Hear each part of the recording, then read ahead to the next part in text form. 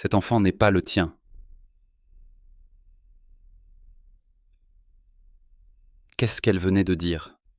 Jamais, même dans mes rêves les plus fous, je n'aurais imaginé qu'un simple examen de routine serait le catalyseur de l'effondrement total de mon existence.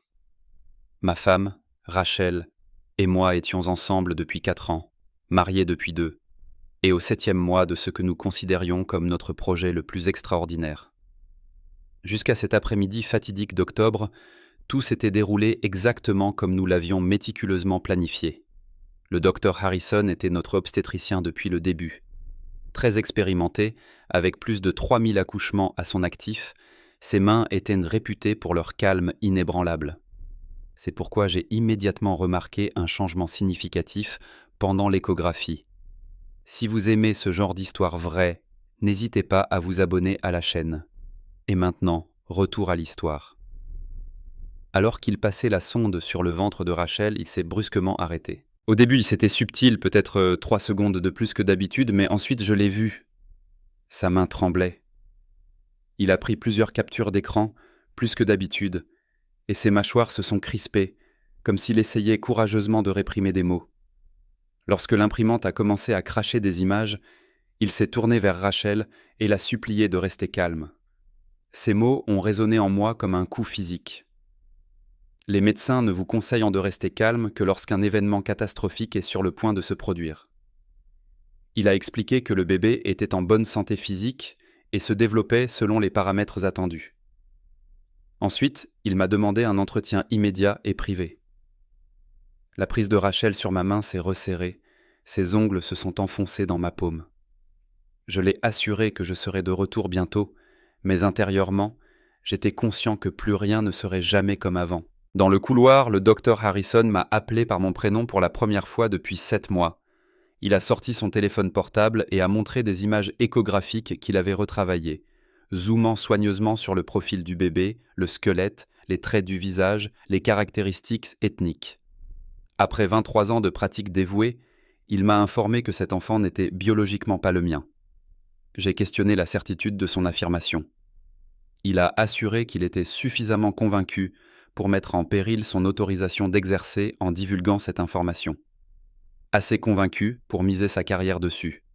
Il m'a enjoint de quitter immédiatement l'hôpital, de contacter directement un avocat et d'entamer une procédure de divorce avant que la situation ne se complique davantage. Si mon nom figurait sur cet acte de naissance, je pourrais être tenu financièrement responsable pendant les 18 prochaines années d'un enfant qui n'était biologiquement pas le mien. Il m'a remis les images échographiques. Ensuite, il m'a conseillé de retourner à l'intérieur, de feindre la normalité, d'informer Rachel que tout allait bien et de partir. « Ne rentrez pas chez vous », m'a-t-il averti, pas avant d'avoir des protections juridiques.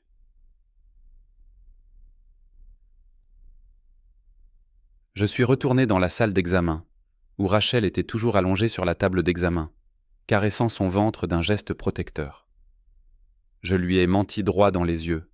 En affirmant que le médecin avait juste des questions sur les modalités d'accouchement, je l'ai aidé à enlever le gel de son ventre, j'ai rassemblé nos affaires et je suis allé avec elle jusqu'au parking comme si de rien n'était. Elle a exprimé le désir de dîner dans notre restaurant thaïlandais préféré. J'ai inventé une urgence professionnelle qui nécessitait mon retour au bureau. Elle a examiné mon visage longuement et je me suis demandé si elle pouvait voir à travers ma façade, mais elle a simplement acquiescé et est partie en voiture. Je suis resté assis dans ma voiture sur ce parking, me permettant de ressentir pleinement la profonde gravité de la situation. Mon téléphone portable a vibré, affichant un SMS de Rachel qui me jurait son amour et se réjouissait de me voir ce soir. Ensuite, le docteur Harrison m'a envoyé les coordonnées de 3 avocats spécialisés dans le divorce. J'ai appelé le premier. Le bureau de Jennifer Cole se trouvait dans un immeuble en verre du centre-ville. Elle était plus jeune que prévu, peut-être 40 ans, avec une expression faciale qui laissait entendre qu'elle avait absorbé tous les types de litiges imaginables, mais qu'elle avait persévéré dans sa profession. J'ai raconté toute l'histoire sur Rachel et moi, la grossesse que nous avions planifiée ensemble, l'échographie de cet après-midi. Elle a expliqué que les échographies n'étaient pas légalement admissibles comme preuve de paternité. Des tests ADN réels étaient nécessaires. qui nécessitait le consentement de Rachel ou une ordonnance du tribunal, mais l'obtention d'une ordonnance du tribunal nécessitait la preuve d'une fraude. Elle a commencé à poser des questions sur d'autres indicateurs, et soudain, j'ai vu les 7 mois précédents sous un autre jour. Rachel avait manifesté une distance émotionnelle depuis le 2e trimestre. Elle était protectrice avec son téléphone portable et l'emmenait partout, même aux toilettes. Ces derniers temps, elle sortait plus souvent, soi-disant pour des cours de yoga prénatal qui duraient 2 ou 3 heures. Elle avait demandé de l'argent liquide, prétextant que c'était pour des vêtements de grossesse, alors que nous avions des cartes de crédit communes. Quand j'essayais de lui caresser le ventre, elle se retirait, comme si elle était mal à l'aise avec mon lien avec le bébé. Jennifer a insisté sur le fait que nous devions lancer une enquête. Elle travaillait avec un détective privé qui pouvait documenter méticuleusement chaque activité, bien que cela ait un coût considérable. J'ai accepté de verser n'importe quelle somme nécessaire. Elle m'a dit de rentrer chez moi et de faire semblant que tout était normal. Si je disparaissais soudainement, Rachel en déduirait que quelque chose n'allait pas et prendrait immédiatement un avocat, ce qui aggraverait la situation. Elle préparerait les papiers du divorce, mais ne les déposerait que lorsque nous aurions des preuves irréfutables. Son enquêteur, Derek Walsh, commencerait la surveillance immédiatement. J'étais tenu de documenter chaque transaction, de fournir l'emploi du temps habituel de Rachel et de commencer à rassembler des preuves chez nous. Je suis allé au bureau de Derek à Koreatown. Il était plus jeune que ce que j'imaginais, peut-être au début de la quarantaine, avec une carrure qui laissait supposer qu'il passait plus de temps sur le terrain que derrière un bureau. Il avait besoin d'informations détaillées sur Rachel, son nom complet, son véhicule, son numéro de téléphone portable, ses connaissances connues. J'ai ouvert son profil Instagram et j'ai commencé à parcourir les photos où elle était taguée. C'est à ce moment-là que je l'ai découvert. Marcus, une connaissance de son collectif de design, de taille imposante, brun, d'origine latino-américaine. Sur une photo de groupe prise il y a 3 mois, sa main reposait sur l'épaule de Rachel. Avec le recul, je pouvais voir comment elle se penchait vers lui, la proximité palpable qui se manifestait dans son langage corporel. Je l'avais rencontré une fois lors d'un vernissage. Il semblait amical, abordable et parfaitement inoffensif. Derek faisait déjà des recherches sur lui. Marcus Torres, photographe publicitaire, vivait en ville. Ensuite, Derek m'a demandé de rentrer chez moi et de faire une fouille approfondie. Fouiller son téléphone pendant qu'elle se douchait, son sac à main, sa voiture, son ordinateur portable. Les personnes qui ont une liaison ont tendance à devenir négligentes. S'il y avait des preuves, j'étais tenu de les trouver et de les documenter à son insu. Je suis rentré à la maison. Rachel préparait des pâtes et se comportait tout à fait normalement. Nous avons dîné ensemble et elle a parlé de noms possibles pour le bébé. Elle a suggéré les mêmes noms que ceux auxquels j'avais pensé. Était-elle en train d'écouter mes conversations sur notre avenir tout en planifiant secrètement un autre avenir avec quelqu'un d'autre ? Après le dîner, Rachel a pris un bain, comme c'était son habitude du soir. J'ai sorti son téléphone de son sac à main, j'ai entré son code et j'ai commencé à lire. J'ai découvert un historique de SMS avec une personne identifiée uniquement comme monsieur. Les derniers messages laissaient entendre ses soupçons croissants, le respect du plan convenu et son impatience de mettre fin à leur comportement secret. Des messages datant de juillet disaient « J'ai hâte de pouvoir annoncer à tout le monde que tu m'appartiens ». Rachel a répondu « Bientôt, dès que le bébé sera là et que tout sera réglé ». J'ai découvert un autre fil de discussion sur les finances. Une personne nommée D demandait si elle avait reçu l'argent. Rachel a confirmé avoir reçu $3 000. J'ai fait des captures d'écran de toute la correspondance, je les ai transférées sur mon téléphone, j'ai supprimé mes messages envoyés et j'ai remis son téléphone à sa place initiale. Quand Rachel est sortie de la salle de bain, j'étais assis sur le canapé, faisant semblant d'être absorbé par des reportages sportifs. Elle s'est assise à côté de moi et a posé ma main sur son ventre. J'ai senti le bébé donner un coup de pied dans ma paume. Elle s'est enquise de mon état et a remarqué mon silence inhabituel. J'ai mis cela sur le compte de la fatigue. Elle est allée se coucher, et je suis resté éveillé jusqu'à 3 heures du matin, incapable de dormir, incapable de ne pas rejouer sans cesse ces SMS dans ma tête. Le lendemain matin était un samedi. Rachel a exprimé le désir d'aller au marché fermier. Elle était de bonne humeur, parlant avec enthousiasme de noms possibles pour le bébé et de palettes de couleurs pour la chambre d'enfant. Nous avons acheté des légumes hors de prix et du pain artisanal. Elle serrait ma main pendant que nous nous promenions, son ventre de femme enceinte placé entre nous, un rappel constant de la tromperie. Elle aborda la question de chercher un nouveau médecin, arguant que le docteur Harrison avait semblé inattentif lors de notre dernier rendez-vous. Elle sentait quelque chose, un changement imperceptible qu'elle ne pouvait pas nommer précisément. Je suggérai prudemment de rester avec le docteur Harrison, mais elle rétorqua que c'était son corps, son droit absolu. Elle savait que quelque chose n'allait pas. Cet après-midi-là, elle annonça qu'elle avait un rendez-vous client à Pasadena qui pourrait se prolonger tard dans la soirée. J'envoyai immédiatement un SMS à Derek. Il la suivit directement jusqu'à un complexe d'appartements dans la ville. Elle fut immédiatement admise. Quelqu'un attendait son arrivée. Derek se positionna de l'autre côté de la rue, armé d'une caméra. 2 heures plus tard, elle sortit, accompagnée de Marcus Torres. Ils croyaient que personne ne les observait. Ils échangèrent un baiser dans la rue. Pas un baiser platonique, mais un baiser passionné. Ses mains reposaient sur son ventre, protectrice et possessive. Le geste d'un père.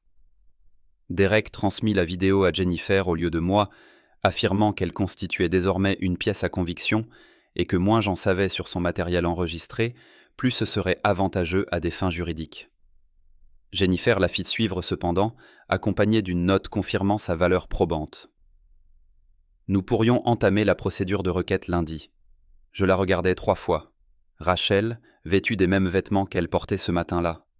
Marcus la déshabilla, ses mains sur son ventre de femme enceinte, sur le bébé qui n'était pas le mien. Quand ils se séparèrent, ses mains restèrent là, protégeant, revendiquant ce qui lui revenait de droit. Derek traça les messages textes. M était définitivement Marcus Torres. D était David Morrison, le père de Rachel. Il lui avait fourni de l'argent pour faciliter la dissimulation de la liaison. 3 000 $ en août, 2 000 $ en septembre. Son propre géniteur, celui qui m'avait accueilli dans la famille, celui qui m'avait appelé son fils à notre mariage, était au courant de tout depuis le début. J'examinais la voiture de Rachel pendant qu'elle était absente le dimanche matin et découvris une enveloppe manila cachée sous la moquette du coffre. Elle contenait des relevés de carte de crédit d'une carte American Express que je n'avais jamais vue auparavant, émise au nom de Rachel, mais avec une adresse de boîte postale qui m'était inconnue. Des débits qui remontaient à 6 mois. Des hôtels, The Line, The Ace, The Proper, des restaurants que nous n'avions jamais fréquentés en raison de nos efforts pour économiser de l'argent. Nordstrom pour 800 $, Victoria's Secret pour plus de 400 $.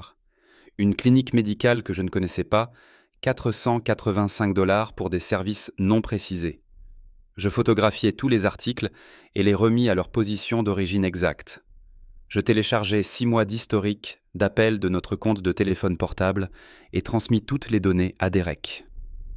Jennifer appela.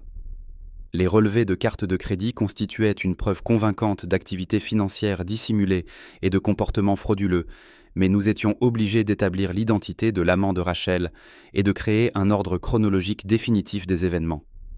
Alors que les photos de Derek seraient sans aucun doute utiles, l'obtention d'une confession enregistrée de Rachel renforcerait considérablement notre dossier. Derek avait passé toute la nuit à éplucher les relevés téléphoniques et la situation était encore pire que ce que nous avions initialement pensé. Rachel et Marcus étaient ensemble depuis plus d'1 an et avaient commencé leur relation avant notre mariage. La grossesse, il s'est avéré, était soigneusement planifiée. Leur SMS de janvier en discutait explicitement. Elle voulait désespérément un bébé. Lui aussi souhaitait un enfant, mais sa situation financière précaire l'empêchait d'en avoir un. Son entreprise de photographie battait de l'aile et il était criblé de dettes.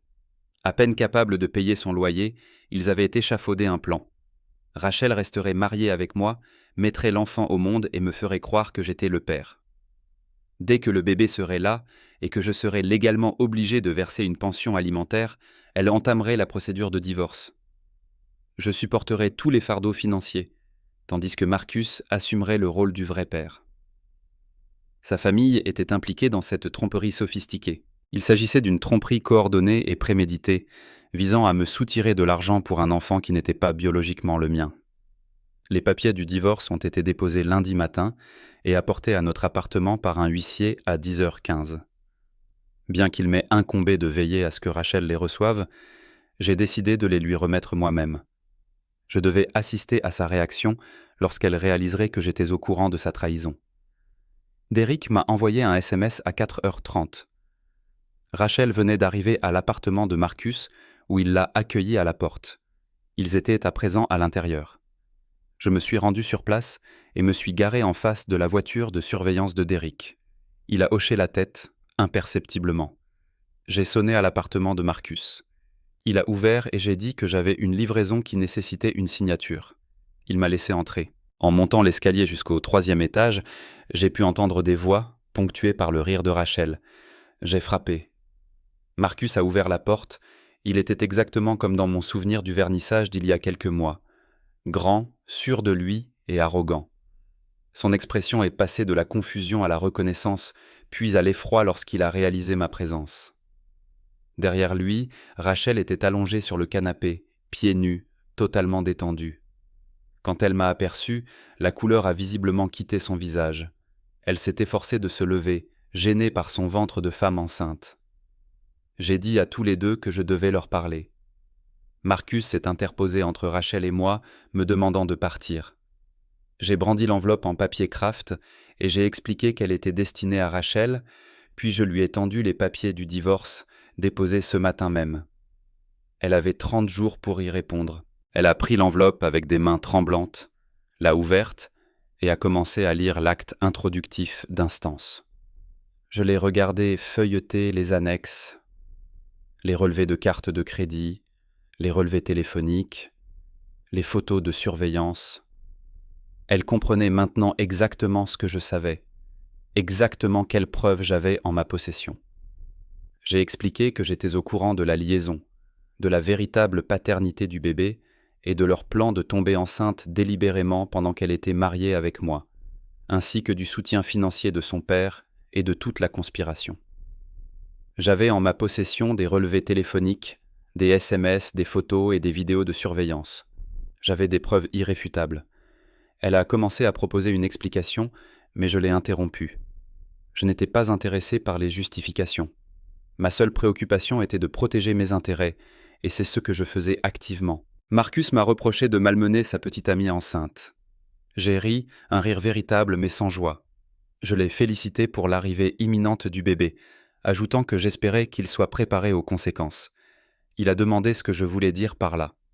J'ai sorti des captures d'écran de leurs SMS et je les ai lus à voix haute, en particulier ceux qui faisaient référence à ne plus cacher leur relation et à pouvoir bientôt être ensemble. Rachel pleurait maintenant. Elle a affirmé qu'elle n'avait jamais voulu me blesser. J'ai rétorqué qu'elle avait méticuleusement calculé la quantité exacte de douleur qui lui serait le plus profitable. Elle avait parfaitement planifié et exécuté cette tromperie, presque parfaitement. Son erreur a été de consulter le mauvais médecin. Harrison a reconnu les signes révélateurs, la structure faciale, les marqueurs génétiques. Il a réalisé que le bébé n'était pas de moi avant même que je ne le réalise. Marcus s'est assis à côté de Rachel et a passé son bras autour de ses épaules. Je me suis renseigné sur la durée de son intimité avec lui. Elle n'a pas répondu. Je lui ai fait savoir que je le savais déjà. 13 mois, remontant jusqu'en août de l'année précédente, 4 mois avant notre mariage. Elle avait des relations intimes avec lui pendant que nous préparions notre mariage et que nous nous sommes dit oui. Elle a murmuré que ce n'était pas comme ça. Je lui ai demandé de m'éclairer. Marcus s'est levé et m'a demandé de partir. J'ai dit que j'allais le faire, mais qu'avant, je voulais clarifier quelque chose sans équivoque. Il ne toucherait pas un seul centime de moi, ni pour la pension alimentaire, ni pour les frais médicaux, ni pour quoi que ce soit d'autre.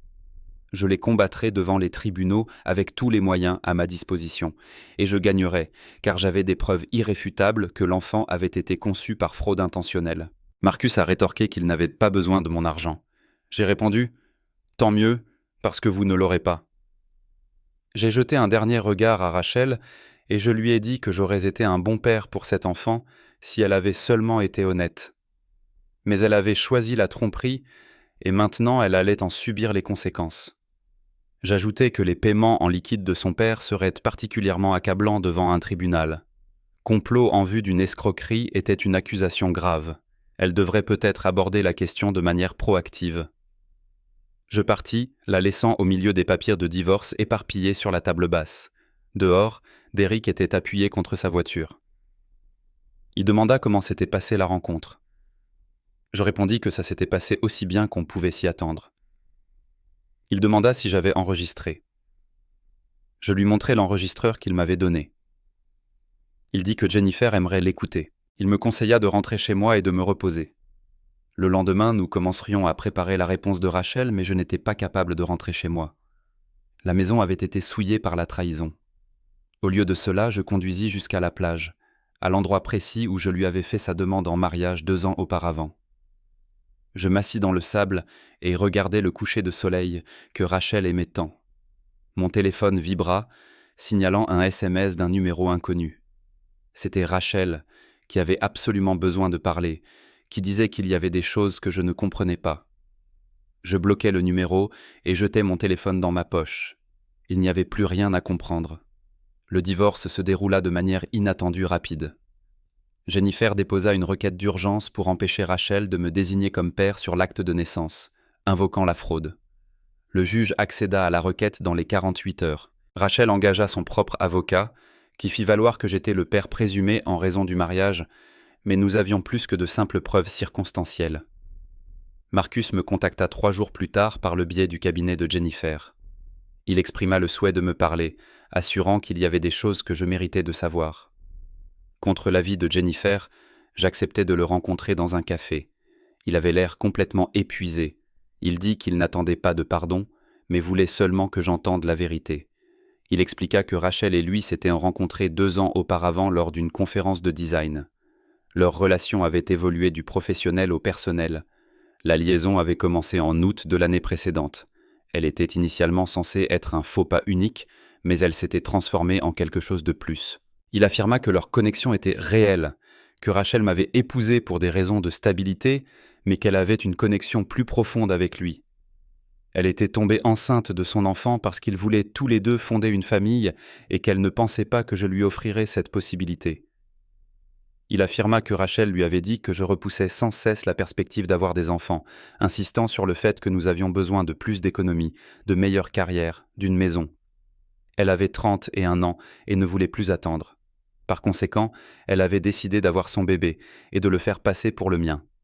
Il s'était convaincu que je ne découvrirais jamais la vérité, que le timing serait favorable et que le bébé nous ressemblerait suffisamment à tous les deux. Il croyait sincèrement créer une situation où chacun verrait ses désirs satisfaits. Il insista sur le fait qu'ils n'étaient pas malveillants, mais simplement stupides et égoïstes. Il ne cherchait pas ma compréhension ni mon approbation. Il pensait simplement que je méritais un contexte.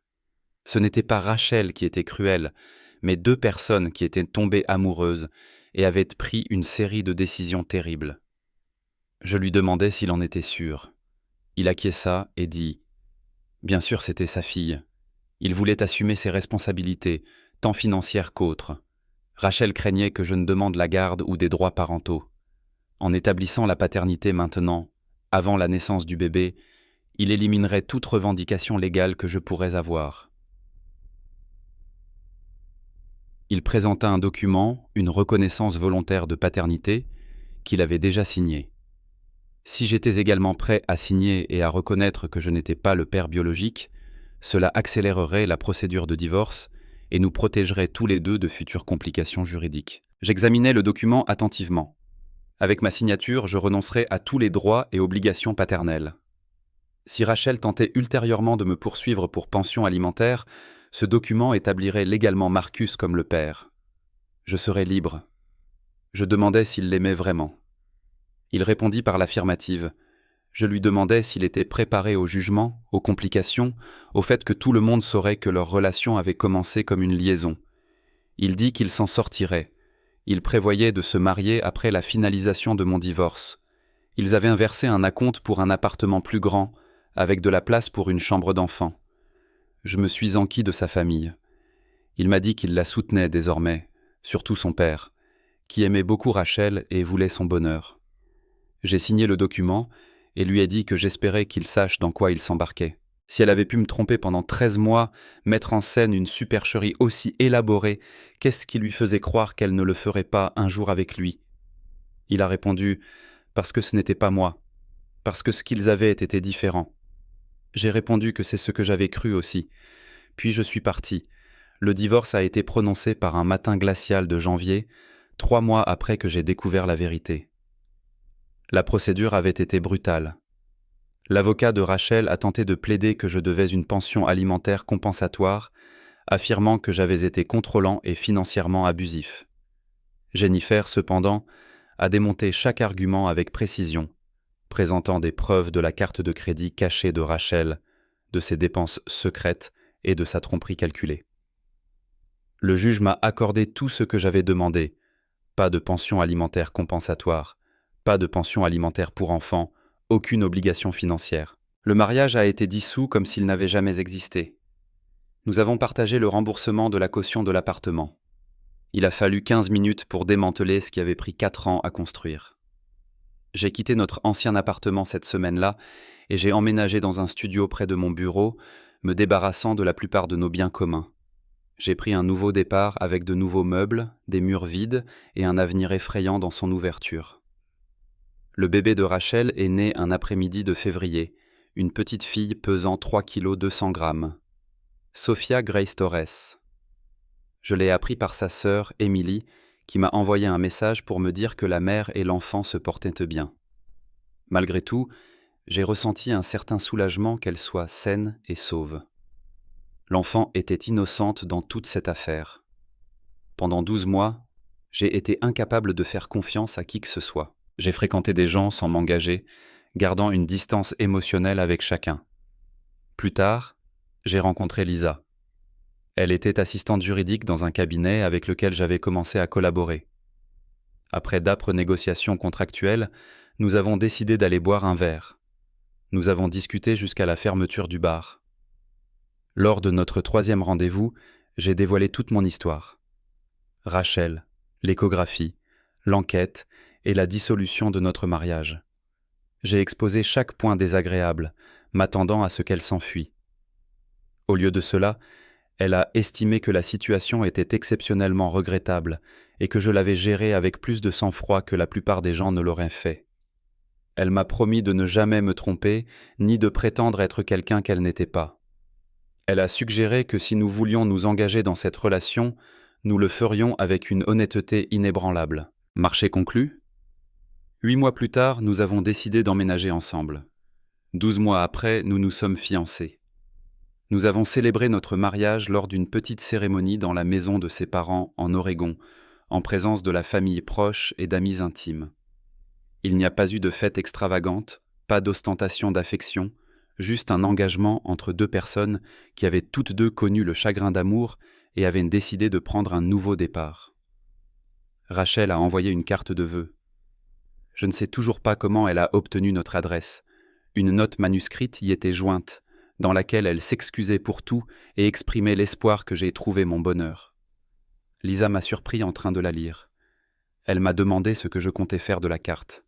Je la lui ai donnée. Elle l'a tenue au-dessus de la cheminée où un feu brûlait, cherchant mon approbation. J'ai acquiescé. Ensemble, nous avons regardé la carte se consumer. C'était il y a 3 ans. Lisa et moi sommes les parents d'un fils, biologiquement le mien, comme l'a confirmé un test ADN. Ce n'était pas par méfiance envers elle, mais parce que certaines blessures laissent des cicatrices indélébiles. Il porte le même nom que j'avais autrefois imaginé pour un enfant qui n'était pas le mien. À 16 mois, il a mes yeux et le sourire de Lisa, et il est parfaitement parfait. Parfois, je pense à Rachel, à Sophia, qui doit avoir 4 ans maintenant, à Marcus, et me demande s'ils sont toujours ensemble, si leur affection a survécu au passage d'une liaison secrète à une relation publique, et si Rachel regrette un jour ses décisions. Mais le plus souvent, j'évite d'y penser tout court. L'échographie du Dr Harrison révéla la vérité, marquant un tournant décisif. La trahison est comme un portail qui ne mène que dans une seule direction. Une fois qu'on l'a franchi, une fois qu'on a vu ce qu'il y a derrière, il est impossible de revenir à un état d'ignorance. Pourtant, Dans cette perte réside une libération. Une libération du fardeau de maintenir un mensonge. Une libération pour construire quelque chose d'authentique avec quelqu'un qui valorise l'intégrité. Si vous avez déjà découvert que votre existence reposait sur une tromperie, si une personne que vous aimiez vous a trahi si profondément que vous ne reconnaissiez plus votre propre réalité, vous connaissez ce désarroi initial, cette sensation que le sol se dérobe sous vos pieds. Mais vous savez probablement aussi ce qui vient après. La reconstruction graduelle, la détermination à faire à nouveau confiance, la décision de croire que tous les êtres humains ne sont pas comme la personne qui vous a causé de la douleur. J'ai décidé de croire. J'ai choisi Lisa. J'ai accepté cette existence qui a commencé avec une échographie, les mains tremblantes d'un médecin et une vérité que je ne voulais pas accepter. 5 ans après le divorce, je me suis retrouvé dans le même cabinet médical. Lisa attendait notre deuxième enfant, une fille. Nous étions pleins d'espoir, bien que nous aurions été heureux dans tous les cas. Elle avait insisté pour consulter le même cabinet, car il avait une excellente réputation. J'avais peur de revenir, de franchir à nouveau ses entrées. Lisa comprenait mon appréhension, mais elle suggéra doucement qu'il était peut-être temps de se réapproprier cet espace, de remplacer le souvenir négatif par un souvenir positif. Nous étions assis dans la salle d'attente lorsque j'ai perçu une voix familière. Le docteur Harrison se tenait dans le couloir, paraissant plus âgé, avec plus de cheveux gris, mais il avait toujours cette expression réfléchie et bienveillante.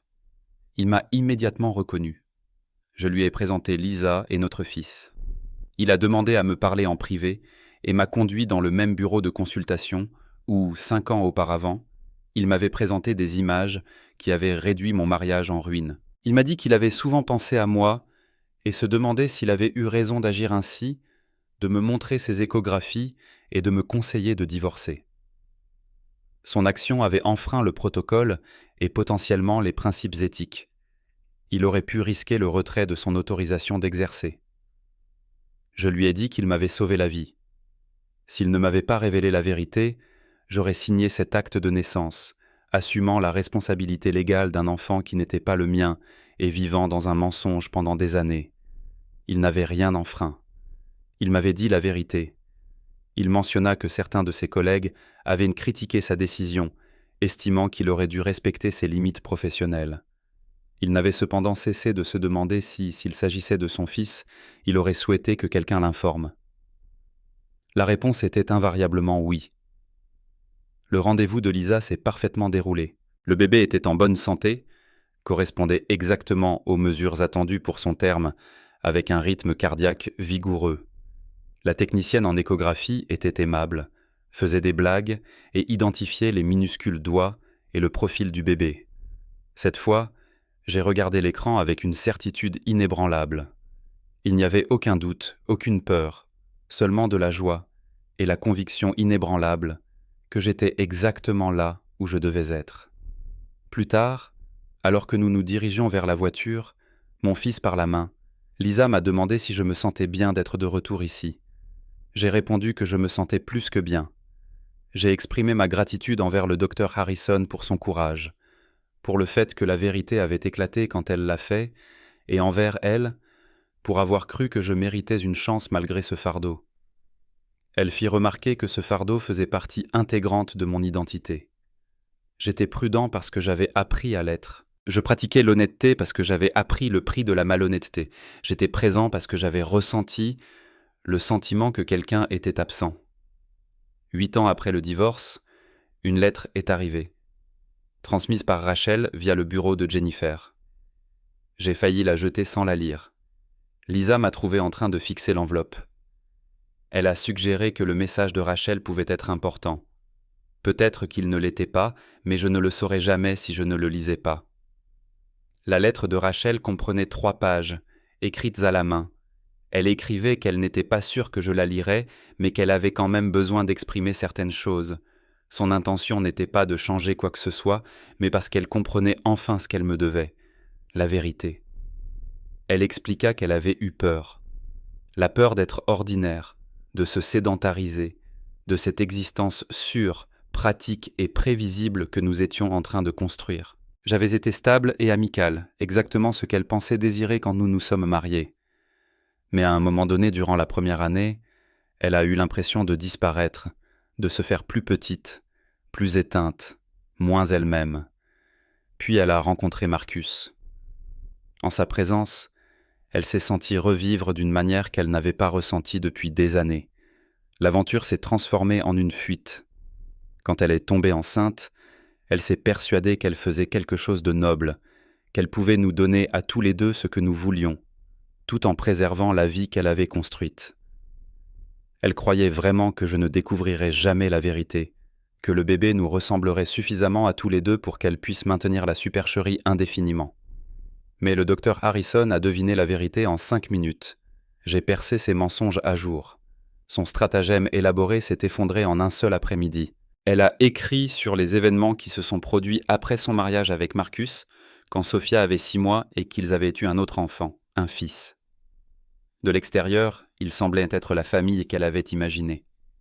Mais la relation qui avait semblé si passionnée quand elle était secrète est devenue compliquée dès qu'elle est devenue réelle. Il s'est avéré qu'une liaison fondée sur la tromperie ne se transforme pas comme par magie en authenticité, simplement en la légalisant. Ils ont suivi une thérapie de couple pendant 2 ans. Marcus ne lui a jamais complètement fait confiance. Elle le remarquait à ses vérifications de son téléphone, à ses questions détaillées sur ses déplacements et à sa tension quand elle mentionnait des collègues masculins. Elle avait elle-même créé cette situation en lui apprenant à ne pas lui faire confiance, tout comme elle me l'avait appris à moi. L'année précédente, ils s'étaient séparés. Ils essayaient de se réconcilier, mais c'était difficile. Elle suivait une thérapie individuelle pour comprendre pourquoi elle avait pris ses décisions, pourquoi elle ne pouvait pas simplement accepter l'honnêteté. Son thérapeute lui a demandé ce qu'elle pensait que je méritais de sa part. La réponse était simple. Tout ce qu'elle avait donné à Marcus, l'honnêteté, la vulnérabilité, la version authentique d'elle-même. Si elle m'avait dit qu'elle était malheureuse, qu'elle doutait de notre mariage et qu'elle avait relevé le défi difficile de l'honnêteté, nous nous serions peut-être séparés avec dignité. Mais elle a été lâche. Elle a choisi le mensonge facile plutôt que la vérité exigeante. Elle avait appris par des connaissances que j'étais remarié, que j'avais des enfants et que j'avais construit une vie avec quelqu'un qui appréciait les mêmes principes. Elle était sincèrement heureuse pour moi. Elle a dit « Je mérite ce bonheur ». Elle a écrit que le pire aspect de ses actes n'était pas la liaison elle-même. C'était le fait de me priver de ma liberté de choix, de me voler mon droit de prendre des décisions éclairées sur ma propre vie et de me forcer, sans que je le sache ni que je l'accepte, à participer à une fiction. C'était ça, la véritable trahison. Elle a exprimé ses regrets, profonds et sincères. Elle a formulé l'espoir que je ne pense jamais à elle et que la vie que j'avais construite avait complètement remplacé celle qu'elle avait détruite. Elle espérait que je fasse autant confiance à ma femme que je n'avais jamais pu lui faire confiance. J'ai posé la lettre et l'ai fixée du regard. Lisa m'a demandé ce que j'allais en faire. J'ai répondu que je n'étais pas sûr. Peut-être devrais-je la conserver comme un rappel du chemin parcouru, de ce que j'avais survécu, de la raison pour laquelle l'honnêteté est primordiale et de ce que je possédais maintenant, ce que je n'avais pas à l'époque.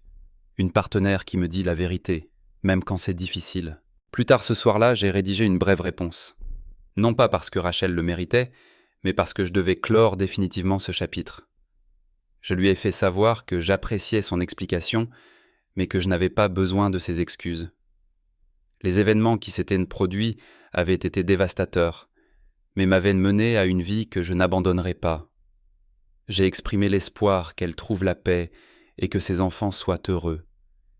Mais je devais lui faire comprendre quelque chose. La version de moi qu'elle connaissait n'existait plus. J'avais complètement tourné la page. J'avais besoin qu'elle fasse de même. Je lui ai demandé de ne plus écrire et de considérer cela comme la fin de notre histoire. Je l'ai fait envoyer au bureau de Jennifer avec la consigne de bloquer toute correspondance ultérieure. Ensuite, j'ai effacé la lettre de Rachel et je suis monté à l'étage, où ma vraie vie m'attendait. Mon fils était encore éveillé et lisait au lit avec une lampe de poche, bien que son heure de coucher fût largement dépassée. Il eut l'air coupable quand j'ouvris la porte. Je lui accordai 5 minutes supplémentaires, puis extinction des feux. Il reprit son livre. Je l'observai un instant.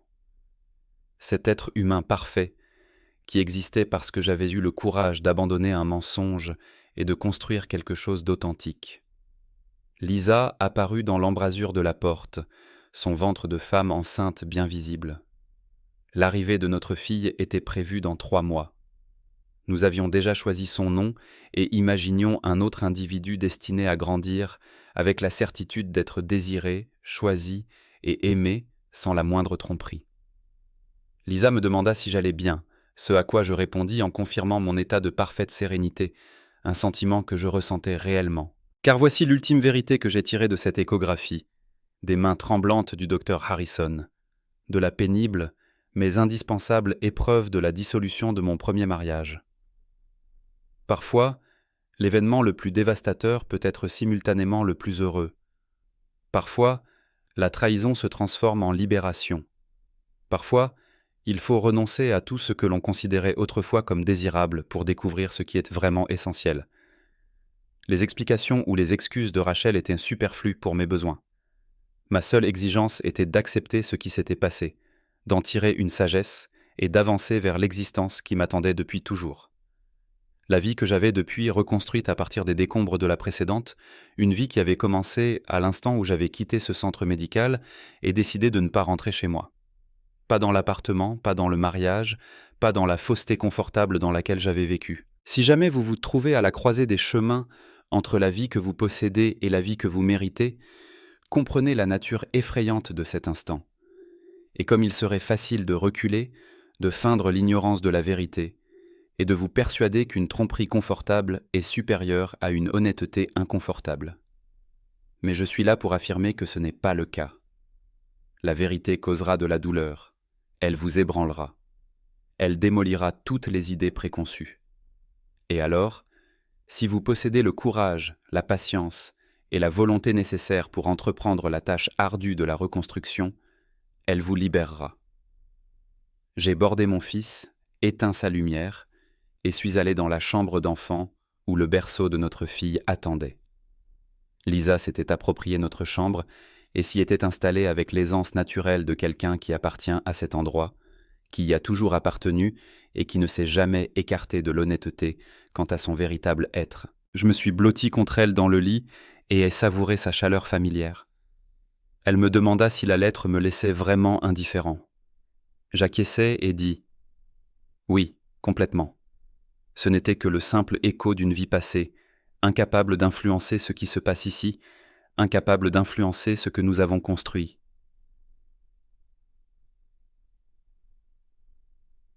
Elle porta ma main sur son ventre, où notre fille grandissait. En effet, il ne le pouvait pas, car cette vie était érigée sur un fondement de vérité, un fondement que Rachel ne m'avait jamais accordé. La vérité que le docteur Harrison avait eu le courage de transmettre, la vérité que j'avais eu le courage de poursuivre, la vérité sur laquelle Emma et moi avions eu le courage de construire.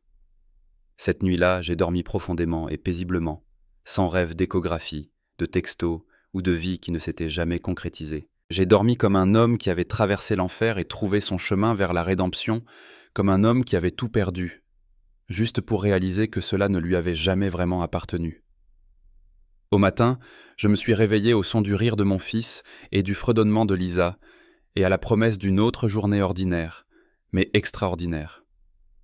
Je repensais à cet instant, 8 ans plus tôt, les mains tremblantes du docteur Harrison, l'écran d'échographie, la vérité qui changea irrévocablement toute chose. Et je pensais « Merci, merci de m'avoir informé, merci de m'avoir sauvé. Merci pour la vie que j'ai maintenant, la vie que j'ai méritée en accordant la priorité à la vérité sur le confort, à la clarté sur la tromperie. » Parfois, le jour le plus terrible de votre vie marque le début de votre existence authentique.